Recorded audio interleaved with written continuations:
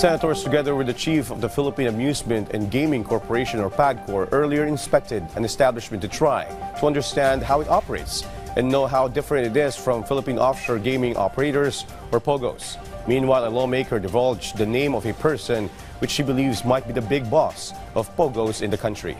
Daniel Manalastas has the full details. The PAGCOR, along with some senators, led the inspection of special class BPOs located in Asiana. PAGCOR Chairperson Al Tenco was there, together with Senate Committee on Games and Amusement Chairperson Mark Villar and Senator Sherwin Gatchalian. The aim of the inspection is to see the operations of the SCBPO up close and understand its difference from POGOs, which are set for a total shutdown by the end of the year. Senator Mark Villar assured Filipinos in the BPO industry won't be affected by the POGO ban. I just want to reassure everyone here that we will do everything in our power to make sure that ang ating mga kabayan ay hindi mawawalan ng trabaho. Gusto talaga namin na mawala ang mga illegal. Gagawin namin ang lahat para mawala po yung mga illegal na POGOs. At the same time, gusto ko lang malaman yung lahat na dito rin kami para protectionan yung trabaho ng ating ninyong lahat. Meanwhile, Senator Joel Villanueva floated a name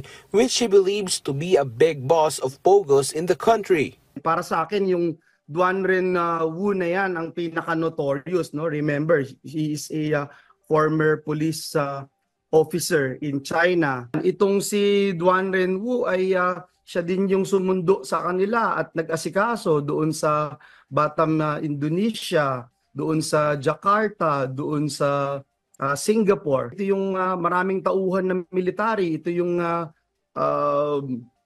for me, ito yung most likely nagbabaston ng mga torture, kidnapping. Ang pinaniniwalaan yung big boss ng POGO sa bansa, si Duan Ren Wu. I believe so. And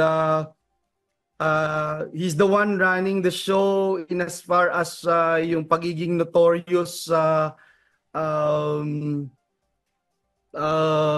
group na nandito sa Pilipinas. Parang siya yung big boss na kinatatakutan. Meanwhile, in light of the continuing Senate hearings on POGO issues and controversial dismissed Mayor Alice Guo, her case has now been transferred to Valenzuela Court from a court in Capas, Tarlac. Senate Majority Leader Francis Tolentino has insisted and argued the Capas Court has no jurisdiction over the case. Tama po yung ating sinabi na mali yung pag-assume ng jurisdiction ng Capas Tarlac para walang influensya si Alice Guo sa Tarlac Regional Trial Court ay ilipat sa Regional Trial Court ng Valenzuela. Pag mali po yung jurisdiction ng court, yung venue, sa isang criminal case, eh mali na po lahat yung gagawin. Kaya ang mangyayari po nun, maging yung warrant of arrest na in-issue, ay invalid po yun.